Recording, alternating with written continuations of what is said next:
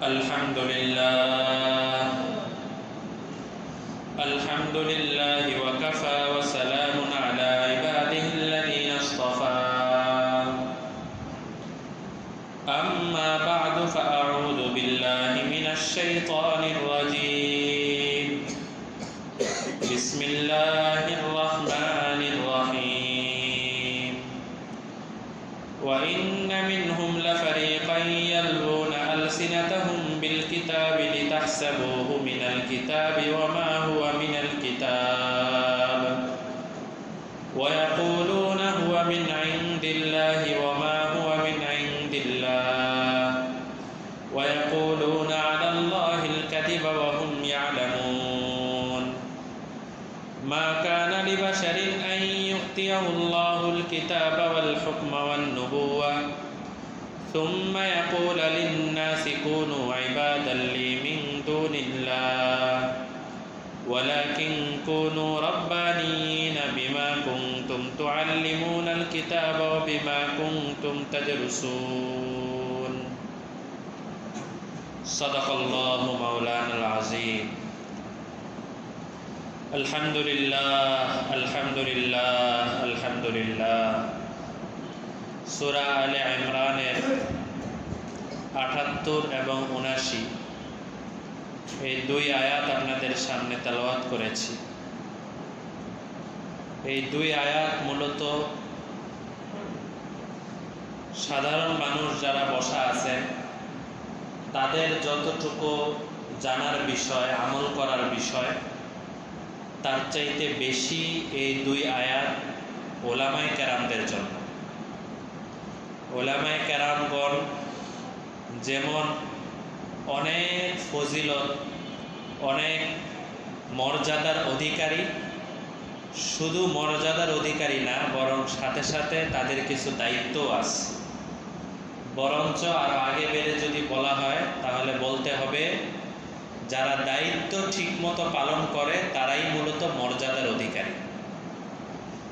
শুধু আলেম হলাম, কিন্তু যেই দায়িত্ব, যেই জিম্মাদারি আমার কাঁধে আসলো, এই জিম্মাদারির ব্যাপারে আমি সচেতন না, আমি নিজের মন মতো করে চলছি, অন্য 10 জন মানুষ যেভাবে চলে আমি ঠিক সেভাবেই চলছি, এটা একজন আলেমের কাজ না। বরং যাকে আল্লাহ তাআলা কিতাবের জ্ঞান দান করবেন, জ্ঞান দান করার সাথে সাথে তার বেশ কিছু জিম্মাদারি চলে আসে। এই জন্য এই দুই আয়াত সাধারণ মানুষদের সামনে তুলনামূলক বয়ান কম করা হয়। মাদ্রাসার মধ্যে তালেবে ইলমদের সামনে, বিশেষ করে যারা আলেম হয়ে যাচ্ছে, ওই সমস্ত তালেবে ইলম যারা আছে তাদের সামনে এই আয়াতের ব্যাপারে উস্তাদরা অনেক আলোচনা করে। কারণ এই আয়াতগুলো মূলত তাদের জন্য, সবার জন্য, আমাদের জন্য অনেক কিছু বোঝার আছে, কিন্তু মূল হলো ওলামায়ে কেরামদের জন্য।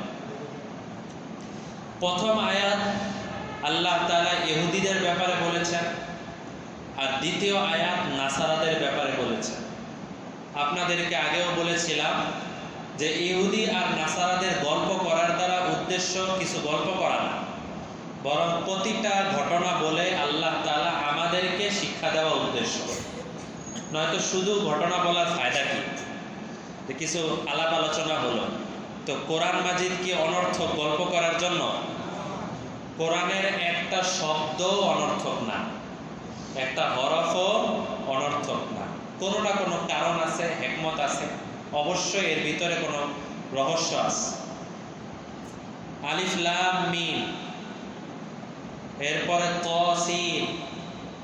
সিন মিম, কাফ হা ইয়া আইন সাদ, ইয়াসিন, তহা, এই জাতীয় অনেক আয়াত আপনারা বিভিন্ন সূরার শুরুতে শুনে থাকেন, যেটার ব্যাখ্যা অনেকে করতে গিয়ে বলে এগুলোর কোনো অর্থ নাই। অনেকে অসতর্কতামূলক এই কথাটা বলে ফেলে যে এগুলোর কোনো অর্থ নেই, কিন্তু কোনো তাফসিরের কিতাবে এইভাবে লেখে নাই যে এগুলোর কোনো অর্থ নেই। বরং সমস্ত কিতাবের মধ্যে লেখা আছে আল্লাহু আ'লামু বিমুরাদিহি বিযালিক, আলিফ লাম মিম এর অর্থ কি এটা আল্লাহ তাআলা ভালো জানেন। অর্থ নাই এই কথা বললে তো আসে কি নিরর্থক কথাবার্তা। আল্লাহ তাআলা কি নিরর্থক কোনো কথাবার্তা বলতে পারেন? আমাদের হেদায়েতের জন্য যে কিতাব নাজিল করা হয়েছে, এই কিতাবের মধ্যে নিরর্থক কথাবার্তা থাকবে, অযথা কথা থাকবে, এটা তো কল্পনাও করা যায় না, এটা তো অনেক দূরের কথা। তো কোরআনের মধ্যে যত আলোচনা আছে, এই সমস্ত আলোচনা পিছনে কোনো না কোনো হিকমত আছে, অবশ্যই কোনো কারণ আছে।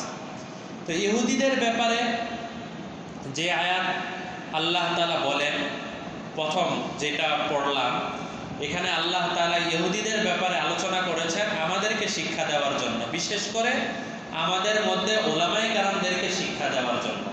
কি কথা সেটা? وَإِنَّ مِنْهُمْ لَفَرِيقًا يَلْوُونَ أَلْسِنَتَهُمْ بِالْكِتَابِ لِتَحْسَبُوهُ مِنَ الْكِتَابِ وَمَا هُوَ مِنَ الْكِتَابِ। দেখছেন কিতাব কিতাব কয়বার বলল? 3 বার। খেয়াল করছেন? আলসিনাতাহুম বিল কিতাব লিতাহসাবুহু মিনাল কিতাব ওয়ামা হুয়া মিনাল কিতাব। 3 বার কিতাবের কথা বললেন। কি কথা বললেন আল্লাহ তাআলা?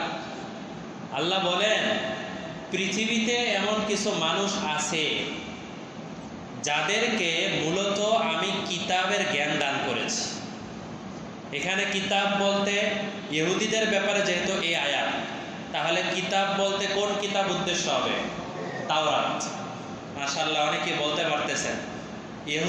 ইহুদিরা কোন কিতাবের রেফারেন্স দিত? তাওরাত কিতাবে। নাসারারা কোন কিতাবের রেফারেন্স দিত? ইনজিলের রেফারেন্স দিত। এই দুই দল দুই কিতাব নিয়ে রাখছিল, যদিও এই কিতাব সংরক্ষিত ছিল না, আল্লাহ তাআলা যেভাবে নাজিল করেছেন ওইভাবে ছিল না, তাদের নিজেদের মন করা অনেক কিছু এর মধ্যে ছিল।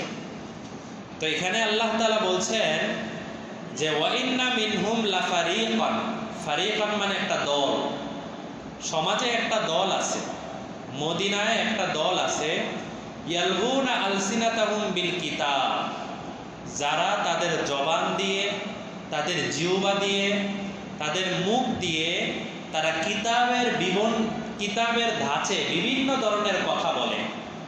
অর্থাৎ যে কোনো বিষয় আসলে তাওরাতের অমুক পৃষ্ঠার মধ্যে আসছে, অথবা তাওরাতের একটা আয়াত পড়ে শুনিয়ে দেয়, এই জাতীয় বিভিন্ন ধরনের কাজ তারা করে।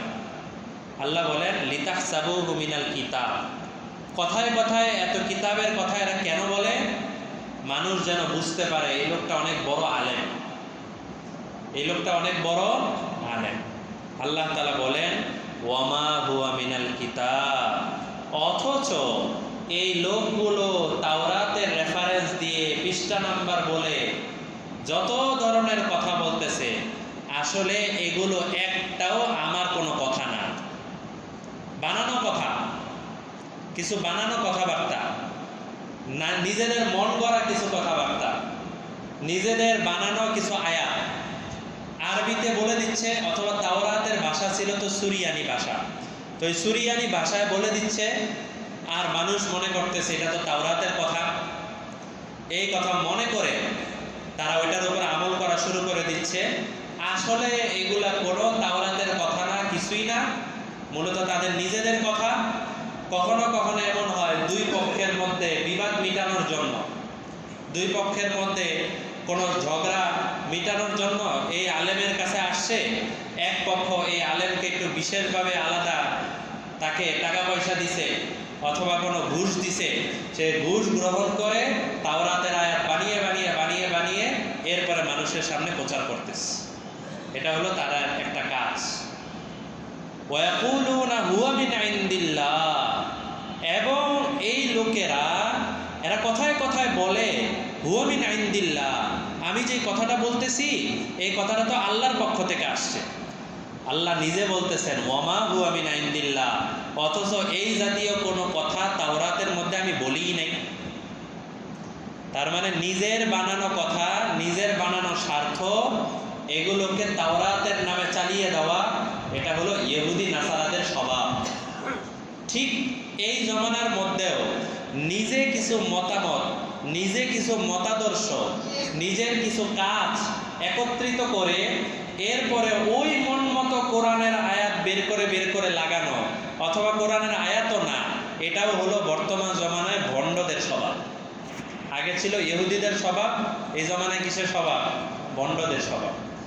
একবার একজনকে জিজ্ঞেস করা হয়েছে যে কি ব্যাপার, আপনি আপনার পীর সাহেবকে সেজদা করেন কেন? পীর সাহেব মারা গেছেন, মারা যাওয়ার কারণে পীর সাহেবের ছবি টাঙ্গিয়ে তাদের যে দরবার আছে ওই ছবির সামনে পরে সেজদা করেন। তো জিজ্ঞেস করা হয়েছে যে আপনি এইভাবে সেজদা করেন কেন? সুন্দর করে দলিল দিয়ে দিল, দেখেন ফেরেশতারা কি আদম থেকে কোনো কিছু শিখতে পারছিল? না, কোনো কিছু শিখতে পারে নাই।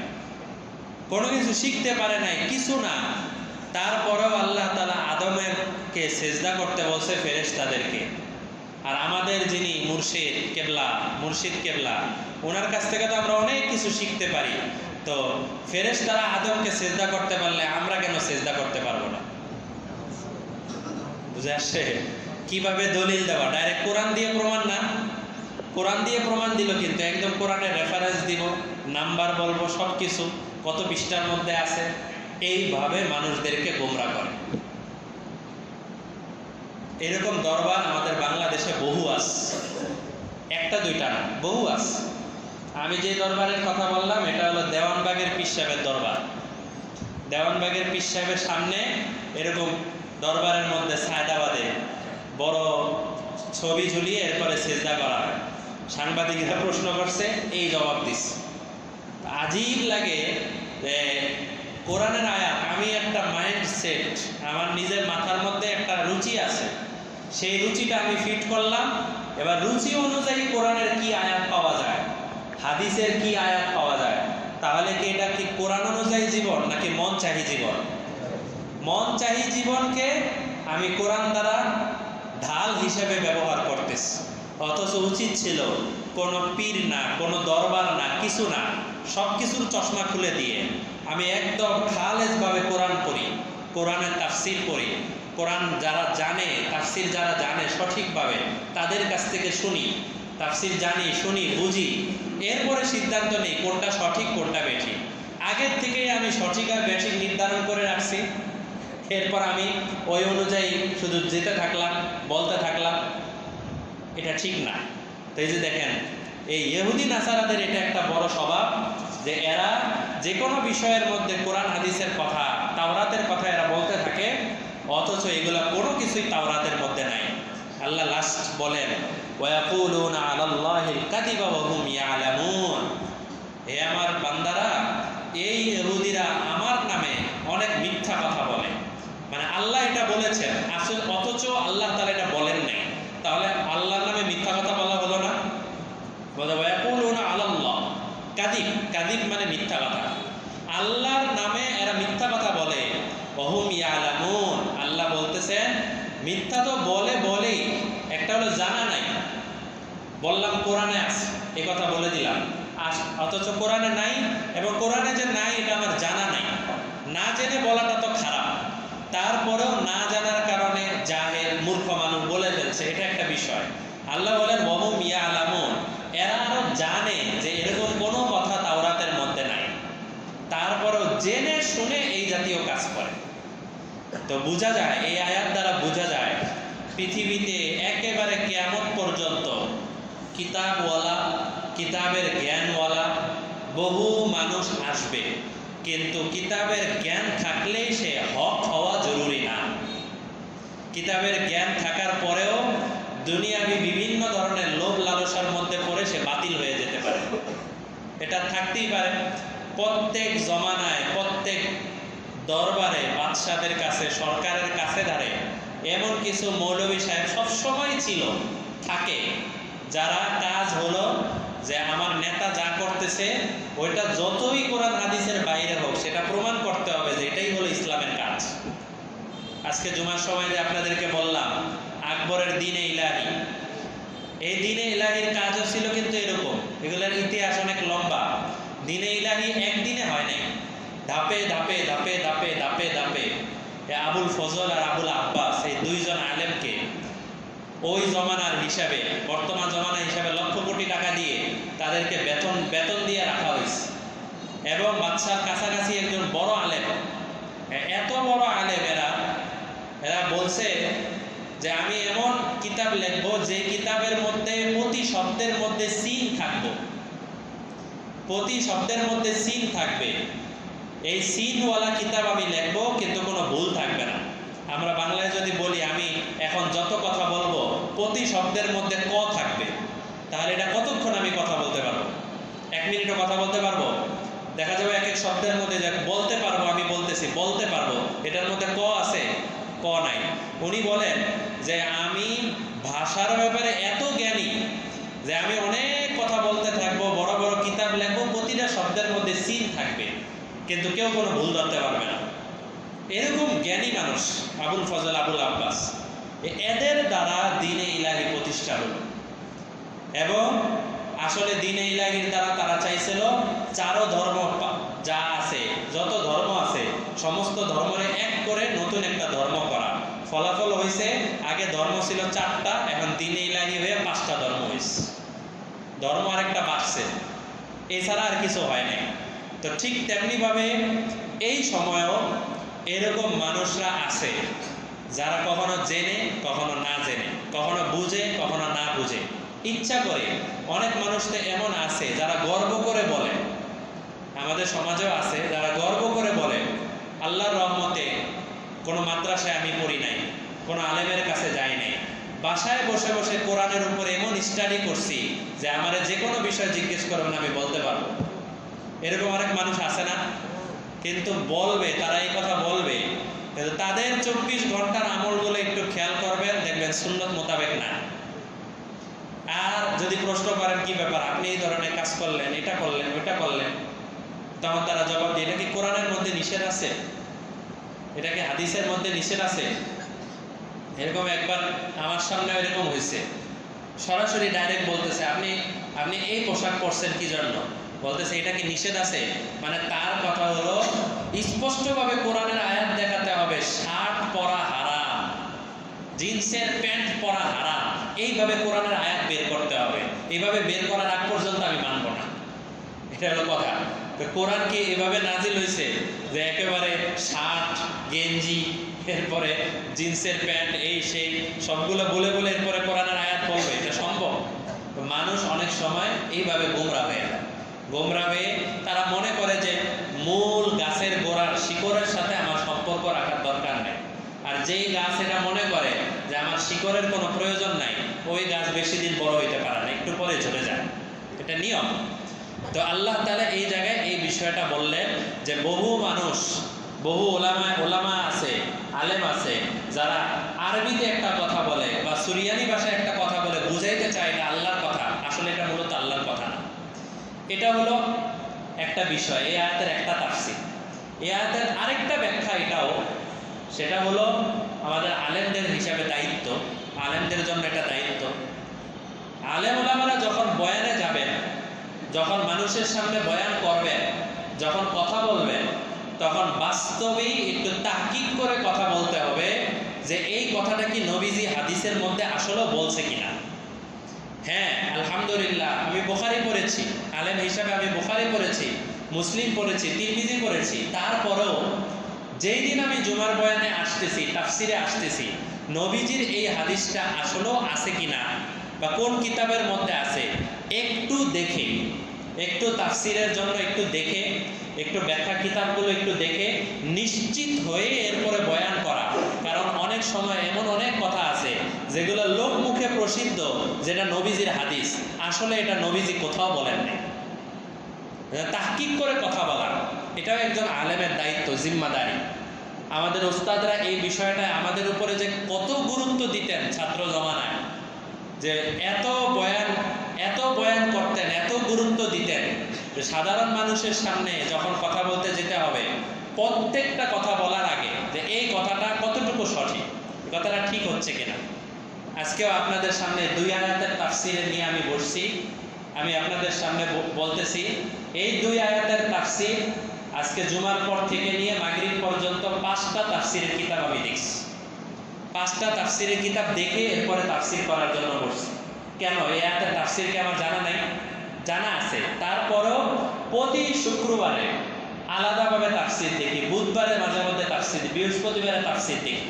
জুমার বয়ান এই সপ্তাহে কি বিষয় বয়ান হলে ভালো হয়, মুসল্লিদের জন্য ভালো হয়, ওই বিষয়ে আলাদা কিতাব বের করে কিতাব দেখে রেফারেন্সগুলা মাথার মধ্যে রেখে, হয়তো আপনাদের সামনে বলি না, সবসময় আপনাদের সামনে বলি না বুখারীর 2332 নম্বর হাদিস, এগুলো বলি না, কারণ আপনাদেরকে বললে তো ফায়দা নাই। আপনারা কি বের করতে পারবেন বুখারীর 2332 নম্বর হাদিস? বের করা যাবে না। এই জন্য নাম সবসময় বলি না, কিন্তু রেফারেন্স যথাসাধ্য নিজের দুর্বলতা সত্ত্বেও চেষ্টা করি যে এটা নবীজির কোন হাদিসের মধ্যে আছে, নবীজি এই বিষয়ে কি বলছেন, আর এই বিষয়ে কি নবীজি কি বলছেন নাকি এটা অন্য কারো কাছ থেকে আসছে। অনেক বক্তারা এমন আছেন যারা বয়ানের মধ্যে বলতে থাকেন যে আল্লাহ তাআলা ওই সময় আকাশ থেকে আবাবিল পাখি পাঠায় দিলেন, আবাবিল পাখি এসে এই হস্তি বাহিনীকে ধ্বংস করে দিল। আর অনেক বছর আগে তাফসিরের কিতাব যখন পড়ি তখন দেখি তাফসিরের কিতাবের মধ্যে আছে, তাফসিরে এই সূরা ফিলের মধ্যে আলাম তারা কাইফা ফাআলা রাব্বুকা বিআসহাবিল ফিল আলাম ইয়াজআল কাইদাহুম ফি তাদলিল ওয়া আরসালা আলাইহিম তায়রান আবাবিল। আবাবিল মানে হলো ঝাঁকে ঝাঁকে, দলে দলে। আল্লাহ তাআলা বলতেছেন ওয়া আরসালা আলাইহিম, আমি হস্তি বাহিনীর উপরে পাঠিয়ে দিলাম তায়রান আবাবিল, ধাপে ধাপে অনেক পাখি, ঝাঁকে ঝাঁকে অনেক পাখি। ঝাঁকে ঝাঁকে যেটা অনেকে এটা জায়গায় ব্যাখ্যা করে তয়রান আবাবিল, আবাবিল পাখি। এটা আপনারা শুনছেন না, আবাবিল পাখি, অথচ আবাবিল নামে কোনো পাখি নাই, আবাবিল নামে কোনো পাখি নাই। এটা ভুল কথা যে এটা একটা আবাবিল পাখি। অনেক সময় বাইতুল্লাহ চত্বরে একজন বাঙালি আমাকে বলতেছিলেন এই যে পাখিগুলো দেখতেছেন না এগুলো সব আবাবিল পাখি। আবাবিল তো কোনো পাখিই নাই, আবাবিল নামে কোনো পাখি না, আবাবিল একটা আরবি শব্দ। কিন্তু এই যে দেখেন এতটুকু তাহকিক না থাকার কারণে যে আমি একটা গবেষণা করব, রিসার্চ করব, অন্য মানুষদের থেকে যা শুনে আসছি, যা বলে আসছি, বাস ওইটাই আমি বয়ান করে দিলাম, আলোচনা করলাম। হযরত আবু বকর রাদিয়াল্লাহু তাআলা আনহু একবার এক বস্তা নিয়ে বসছেন, কাগজের বস্তা নিয়ে বসে পুরো বস্তাটা আগুন দিয়ে জ্বালায় দিলেন। সাহাবায়ে কেরাম বললেন আপনি কি জ্বালাইলেন? বললেন যে নবীজির সাথে আমার ঘটে যাওয়া অনেক ঘটনা, অনেক কথাবার্তা, এগুলো সব আমি আগুন দিয়ে জ্বালায় দিলাম। আপনি এগুলো জ্বালায় দিলেন কি জন্য? আবু বকর তো যুবকদের মধ্যে সবার আগে মুসলমান হয়েছে, তো তার মানে নবীজির পুরা 23 বছরের জীবন নবুয়তের পুরাটা হযরত আবু বকর পাইছেন, হযরত খাদিজা পাইছেন। অনেকে আছে নবীজিকে মাত্র মুসলমান হওয়ার পরে 10 বছর পাইছেন, তো নবীজিকে পুরো 23 বছর পাইছেন হযরত আবু বকর রাদিয়াল্লাহু তাআলা। তো ওনার তো এলেম অনেক বেশি, জ্ঞান অনেক বেশি। উনি বলেন যে আমি কাগজের মধ্যে নিজের মনের মতো করে অনেক কথা লিখছি, অনেক কিছু হেফাজত করছি। যদি ওই কথাটা নবীজি না বলে থাকে, হয়তো আমার মুখ থেকে চলে আসছে এই জন্য আমি লিখে ফেলছি, কিন্তু যদি ওই কথাটা না বলে তাহলে তো এই আয়াত অনুযায়ী হয়ে গেল যেটা নবীর কথা না, ওইটা আমি নবীর নামে চালায় দিলাম। নবীজি বলছেন আমার নামে কেউ যদি ভুল কথা চালিয়ে দেয় তাহলে সে যেন জাহান্নামে তার ঠিকানা বানায় নেয়। আমাদের সমাজে জাল হাদিস, যে কথাগুলো হাদিসে নাই, জাল হাদিস অনেক প্রচলিত। এগুলো আসলে উলামায়ে কেরামদের জন্য, আপনাদের সামনে এত বিস্তারিত জানারও দরকার নাই, এটা উলামায়ে কেরামদের বেশি বোঝা জরুরি। আমি 1 ঘন্টা বয়ান করব, 2 ঘন্টা বয়ান করব, মাহফিলে অনেক মানুষ আছে, আমি নিজের মন মতো করে অনেক কিচ্ছা কাহিনী বানিয়ে এরপরে মানুষের সামনে বয়ান করলাম, অথচ এই হাদিসগুলো যে কথাগুলো বললাম এগুলো নবীজির কোনো হাদিসে নাই, তাহলে এটা কি আমানতের খেয়ানত হবে না? মানুষ তো অনেক সময় বুঝতে পারে না, মানুষ তো দেখে কোন হুজুরের সুরটা একটু ভালো আছে, কোন হুজুর একটু মানুষ জমাইতে পারে, কোন হুজুর একটু ভাইরাল বক্তা, কার রিসার্চ অনেক বেশি, কার গবেষণা অনেক বেশি, এটা তো মানুষ চিন্তাও করে না, জানতেও চায় না। অনেক ওলামায়ে কেরাম বাংলাদেশে এমন আছেন, ইউটিউবে যাদের হয়তো 2-4টা বয়ান পাবেন, কোনো বয়ানই পাবেন না, তাও 2-4টা হয়তো কেউ ভিডিও করে ছেড়ে দিছে অথবা তাও করে না, কিন্তু তাদের সাথে দেখা করার জন্য অনেক বড় বড় ওলামায়ে কেরামরা সিরিয়াল ধরে থাকেন একটু সময় কথা বলার জন্য, কিন্তু তাদেরকে সাধারণ মানুষজন অত কোনো দাম দেয় না যে মাহফিলে ওনাকে আনতে হবে, ওনার কথা শুনতে হবে। কেন? উনি তো প্রত্যেকটা কথা রিসার্চ করে বলেন, প্রত্যেকটা কথা স্টাডি করে বলেন, তাহকিক করেন। যে কারণে তাহকিক যখন অনেক বেশি হয় তখন কিন্তু প্রতিটা কথা বলার আগে মেপে মেপে বলতে হয়, মেপে মেপে বলতে হয় যে আমার এই কথাটা ঠিক হচ্ছে কিনা, আমার এই কথা কি আসলেও নবীজির হাদিসে আছে কিনা, আল্লাহ তাআলা কোরআনে বলছে কিনা। আর এত মেপে মেপে যদি কথা বলা হয় তাহলে তো পাবলিক মজা পায় না। পাবলিক মজা পায় হলো অনেক বেশি সুর, অনেক বেশি কিস্সা কাহিনী হচ্ছে। তো দেখা যায় যে তখন অনেক সময় কোরআন হাদিসে নাই এমন কথাবার্তা অনেক সময় বলা হয়ে যায়। বিশেষ করে যে অনেক সময় ক্যাসেট বাজে, ক্যাসেট বাজে, দেখা যায় ক্যাসেট বাজতেছে, কানে আসতেছে যে কি কি বয়ান করতেছে, এমন এমন কথাবার্তা বলতেছেন যে কথাগুলো কোরআনেও নাই হাদিসেও নাই, কিন্তু বলা হয়ে যাচ্ছে, উনি বলতেছেন। আর এগুলা ক্যাসেট বাজিয়ে বাজিয়ে দোকানের মধ্যে বাজানো হচ্ছে, মানুষও এটা বিশ্বাস করতেছে, অথচ কোরআন হাদিসে নাই। এই জন্য এই বিষয়টা, এই আয়াতটা এই জন্যই আপনাদেরকে প্রথমেই বললাম যে এই আয়াতটা মূলত হলো উলামায়ে কেরামদের জন্য, যে তারা যেন যে কোনো জিনিস কথা বলার আগে তারা তাহকিক করে কথা বলে, নিজের মন মতো কোনো কথা না বলে। এটা ইহুদিদের বিষয় গেল। পরের আয়াত হলো মা কানা লিবাশারিন আন ইউতিয়াহুল্লাহুল কিতাব ওয়াল হুকমা ওয়ান নবুওয়া সুম্মা ইয়াকুলু লিন-নাসি কুনু ইবাদান লি মিন দুনিল্লাহ ওয়ালাকিন কুনু রাব্বানিয়িনা বিমা কুনতুম তুআল্লিমুনাল কিতাব ওয়া বিমা কুনতুম তাদরুসুন। এই আয়াত কি? একবার নাসারা খ্রিস্টান যারা এরা নবীজির কাছে আসছে, আসার পরে নবীজিকে যেই কথাই বলতেছে, যেই প্রস্তাবই দিচ্ছে, যেই আলোচনাই করছে, নবীজির সামনে আলোচনা করতেছে, নবীজি যেটাই আল্লাহর হুকুমের বাইরে, যেটাই আল্লাহর হুকুমের খেলাফ, নবীজি এটা রদ করে দিচ্ছে, না এটা হবে না, এটা হবে না, এটা হবে না। তখন ওই নাসারা যারা ছিল, খ্রিস্টান যারা ছিল, এরা বলল যে দেখেন আপনার মনের আশা কি?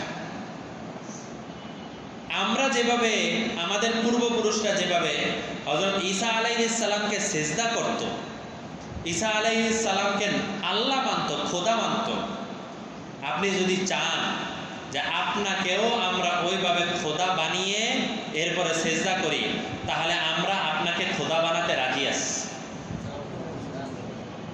তারা এই কথা বলল, মানে আমাদের নবীজি এক একটা জিনিস ফিরিয়ে দেন, এক একটা জিনিস না করে দেন, আর তারা এর পিছনে স্বার্থ খুঁজে, উনি কেন না করলো, উনি কি জন্য না করলো, নিশ্চয়ই এর পিছনে কোনো কারণ আছে, এর পিছনে কোনো ব্যাপার আছে। নবীজি তো না করতেছেন সঠিক মাসালার জন্য, দ্বীনের জন্য, ইসলামের জন্য, এই জায়গায় দুনিয়াবি কোনো স্বার্থ নাই।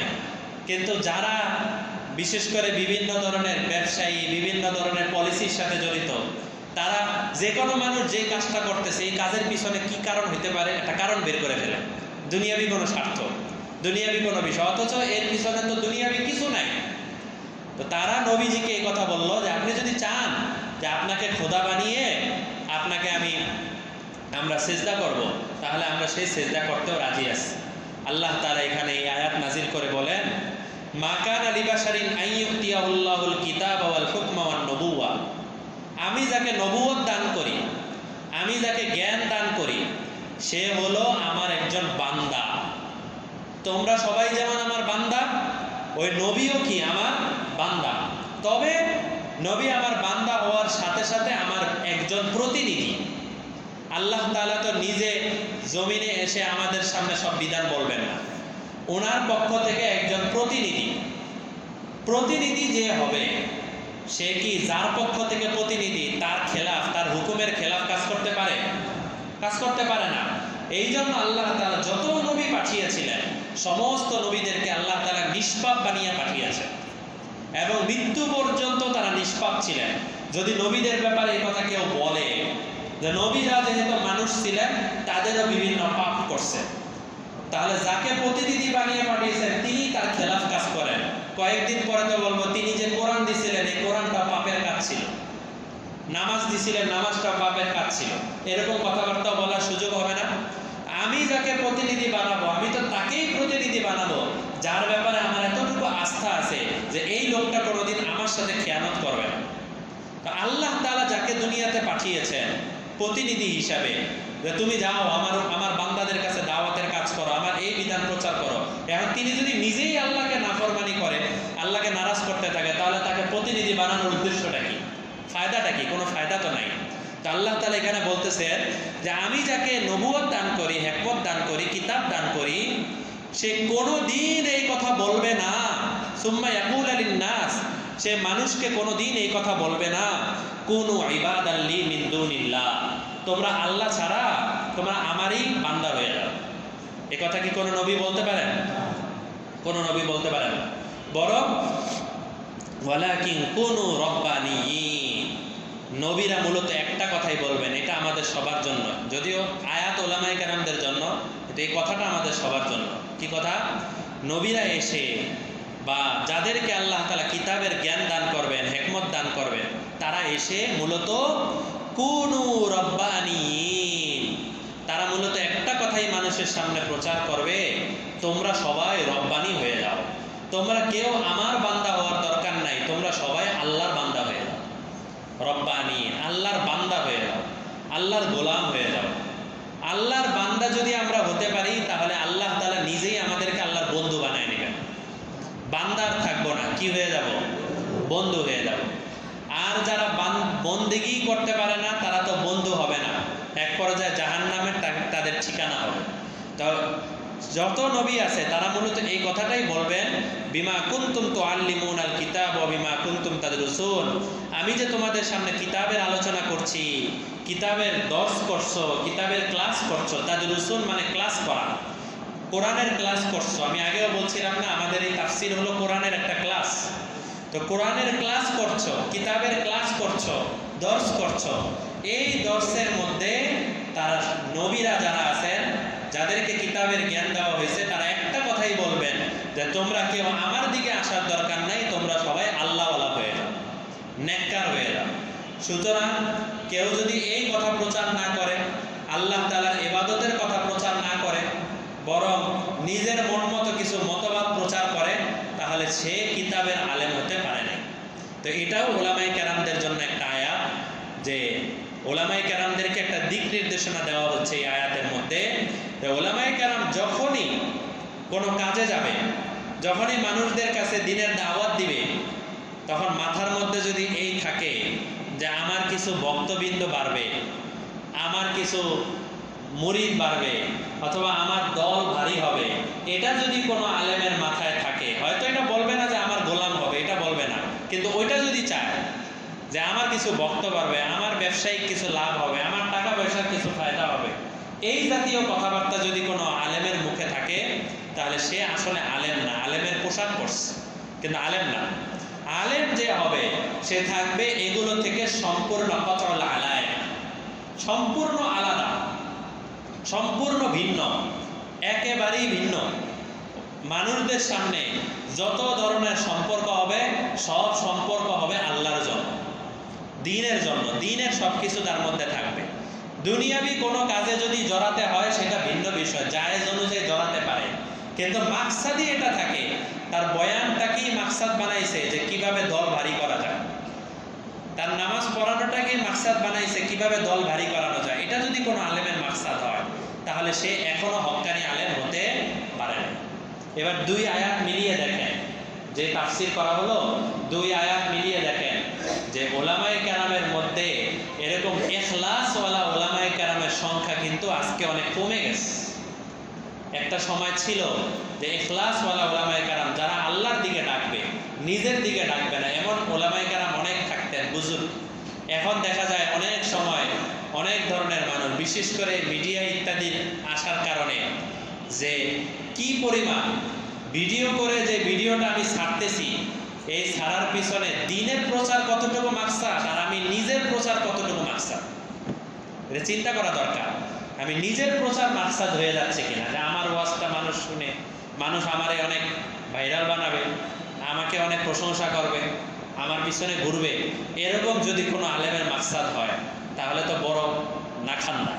হাদিস শরীফের মধ্যে আছে যে কোনো আলেম যদি এমন হয়, মানুষের কাছে এটা প্রচার করবে যে আমার জ্ঞান অনেক বেশি, এটা প্রচার কথায় কথায় কথায় কথায়, সে শুধু এই সেই রেফারেন্স, এই সেই হাদিসের মধ্যে আছে লিউজাহি বিহিল উলামা আও লিউমারি বিহিস সুফাহা, সে কথায় কথায় ওলামাদের সাথে বিভিন্ন রেফারেন্স দিয়ে বুঝাইতে চায় আমার মধ্যে অনেক জ্ঞান আছে। আর পাবলিকদের সামনে যখন যায়, সুফাহা মানে হলো সাধারণ মানুষ, সাধারণ মানুষদের সামনে যখন যায়, তখন তাদেরকে বিভিন্নভাবে দাবানোর চেষ্টা করে, এইগুলো এরকম যদি কোনো মানুষ সে আলেম হয়েছে তারপরে এই স্বভাব কারোর মধ্যে আছে, আল্লাহ রসুল বলেন লাম ইয়াজিদ রিহাল জান্নাহ, ওই আলেম অন্য মানুষদেরকে জান্নাতে নিয়ে যাবে তো দূরের কথা, সে নিজেও কোনোদিন জান্নাতের ঘ্রাণও পাবে না, সে নিজেও কোনোদিন জান্নাতের ঘ্রাণও পাবে না। এই জন্য আলেম হওয়া মাশাআল্লাহ অনেক বড় ফজিলতের সাথে সাথে এটা অনেক বড় হুঁশিয়ারি, সতর্ক থাকার বিষয়। অ্যাক্সিডেন্ট হয়ে যেতে পারে, গোমরা হয়ে যেতে পারে, এই বিষয়টা আমাদের বিশেষ করে ওলামায়ে কেরামদের জন্য আর আমরা যারা সাধারণ মানুষ আছি আমাদের জন্য। কারণ ফিতনা দিন দিন কমতেছে না, আরো বাড়তেছে। আজকে ঘরে ঘরে ফিতনা, জায়গায় জায়গায় ফিতনা, ফিতনা আর ফিতনা। বহু মানুষ এমন আছে যে মক্কা মদিনায় যাওয়ার পরেও তারা গুনাহ থেকে বাঁচতে পারে না। মক্কা মদিনায় আছে, মসজিদের মধ্যে ইতিকাফের মধ্যে আছে, নামাজে আসছে, তখনও গুনাহ থেকে বাঁচতে পারে না, তখনও বিভিন্ন ধরনের মোবাইল দেখতে থাকে, এটা করতে থাকে, ওটা করতে থাকে। এই ফিতনা যে দিন দিন এই পরিমাণ বাড়তেছে, এই সময় যে কোনো হক্কানি আলেমের রশি মজবুতভাবে ধরে থাকা জরুরি, তার সাথে থাকা জরুরি। বাকি সেটাও খুব চৌকান্নার সাথে, সতর্কতার সাথে বাছাই করতে হবে, চিন্তা ভাবনা করতে হবে। কেউ যদি একা একা আজাদির সাথে চলে, যে কোনো সময় যে কোনো ধরনের বাতিল মতবাদ দ্বারা, ভ্রান্ত মতবাদ দ্বারা সে গোমরা হয়ে যেতে পারে। এই জমানায় যে কোনো মাসালার জন্য আমি আপনাদেরকে বলি, যে কোনো মাসালার জন্য আপনি যদি এখন ইউটিউবে সার্চ দেন, প্রথম যে ভিডিওগুলো আসবে সেগুলো সব আহলে হাদিসদের ভিডিও। এটা আমি পরীক্ষিত, দেখছি, এজন্য বলতেছি। আপনি এখন বাসায় গিয়ে যে কোনো একটা বিষয় সার্চ দেন, যেগুলো আহলে হাদিসরা বলে, সার্চ দেন, প্রথম যে ভিডিও আসবো 10-15টা ভিডিও, এই ভিডিওগুলো আহলে হাদিসদের। বিভিন্ন এরকম বাতিল মতবাদ যারা, তাদের ভিডিও সবার আগে আসবে। এরপরে গিয়ে হক্কানি আলেমদের কিছু ভিডিও আসে কম, বাতিলদের ভিডিও সবার আগে আসে, কারণ ওগুলো প্রচার বেশি হয়, ওগুলোর মধ্যে বিভিন্ন মানুষের এই লাইক কমেন্ট ইত্যাদি অনেক বেশি থাকে। তো এই জন্য আমি যে কোনো একটা সার্চ দিলাম আর পেয়ে গেলাম আর ওইটাই আমার বাস্তবায়ন মনে করলাম, এরকম করাটা ঠিক না। আল্লাহ আমাদের সবাইকে এই কথাগুলো সহিভাবে বুঝার তৌফিক দান করেন, গোমরাহি থেকে, বাতিলদের ডাক থেকে আমাদের সবাইকে হেফাজত করেন। ওয়া আখিরু দাওয়ানা আলহামদুলিল্লাহি রাব্বিল আলামিন।